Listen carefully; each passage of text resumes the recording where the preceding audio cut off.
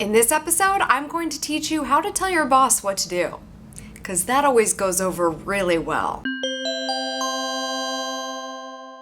What's up, socials? Happy Social Thursday. Today I'm taking an email question from a Savvy Sexy Social Elite member. Thank you, Natalie. If you don't know what a Savvy Sexy Social Elite is, then you need to subscribe to my email newsletter, because these are the people that get to ask me questions directly anytime they want. They just get to send me an email, and then I write them back, or I make a video about it. I mean, why would you not be on that? Natalie writes, I'm struggling with trying to get my boss, CEO of the company, to respond to his Facebook and Twitter comments and tweets. It's a family-run business, and while I handle all the web content and have some control over what goes on our various social media platforms, he still likes to do the postings himself.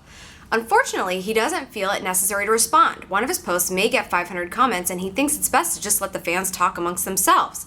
I want him to understand the value of engaging. Any thoughts on how I can convey this message? I love this question. Thank you so much, Natalie, for asking it, because it's a really important one. Obviously, you and me, we know how important social media communication with our audience and customers is, and the people that have been running businesses for a long time and are just trying to get an understanding of what social media marketing and communications is are not so sure about why they need to be all up in it with their personality. I want you to leave a comment below if you've come across someone like this, whether you work with them or not, that was like, yeah, I'm gonna do the social media thing, but you don't need to know about me. Like, I'm just behind the scenes. My personality doesn't matter. Natalie, my advice to you and anyone else in this situation is to get the CEO to see what they care about in order for them to act the way you need them to. And we all know where their attention is, usually. And that's their competitors. Do a search of what the competition is doing and find what you need them to see. Because anytime a CEO sees that a competitor is doing something and they are not, and you're telling them this is a good thing and they're doing it right,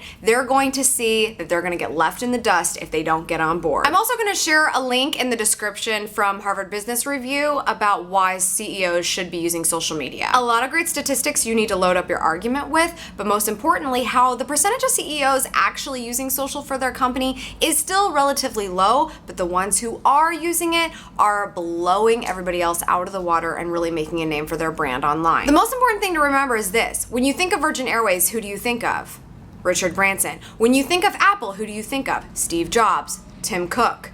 When you think of Savvy Sexy Social, who do you think of? Hello. Your Sharable statement for today, which you can click to tweet in the description, is that people don't do business with logos and brands. People do business with people. So the more personality that your CEO can inject into your brand, the more successful it's going to be with communicating online. That's all for today's socials. Thanks so much for tuning in. I'm off to Anaheim for VidCon today, and hopefully we'll have some great content from that for you next week.